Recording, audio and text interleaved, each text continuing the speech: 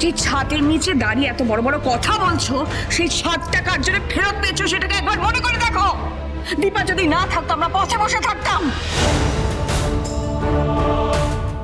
কেউ আসেনি, পদে পদে আমাদের সমস্ত বিপদে একমাত্র দীপাকে আমরা পেয়েছি।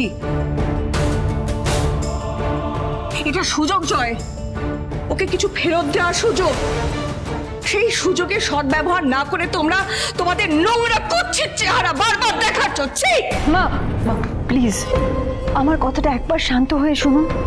দেখুন, আমার জীবনটা আমি যার সঙ্গে নতুন করে শুরু করতে চলেছি সেও তো একজন ম্যাচিওর মানুষ। আর তাছাড়া আমার দুটো মেয়ে আছে, আমার কোনো ইচ্ছে নেই ধুমধাম করে লোক ডেকে বিয়ে করার, বিশ্বাস করুন।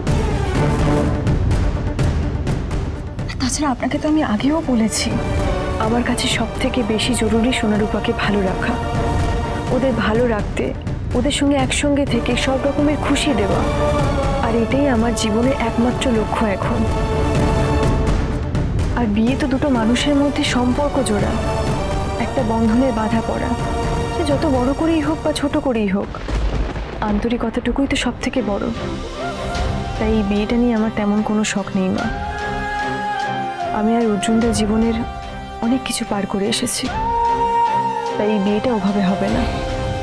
আর এই বিয়েতে যতটুকু যা খরচা হবে সেটা আমিই দেব। না না দীপা, এটা হয় না।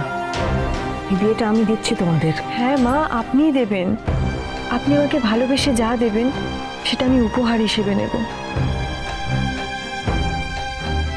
কিন্তু এই বিয়ের এটুকু দায়িত্ব নেওয়ার অনুমতি আমাকে দিন প্লিজ।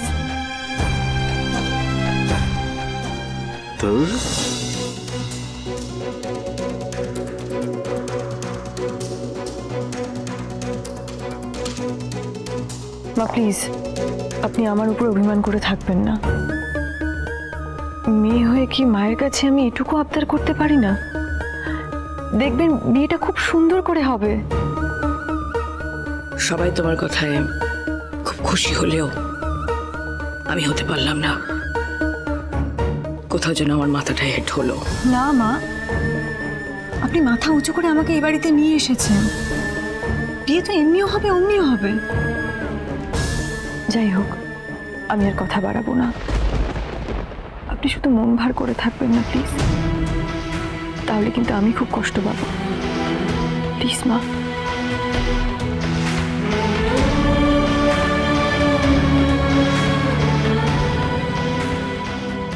লাবণ্য সেনগুপ্ত, তোমাকে আবার সে আগের লাবণ্য সেনগুপ্ত হতে হবে, নইলে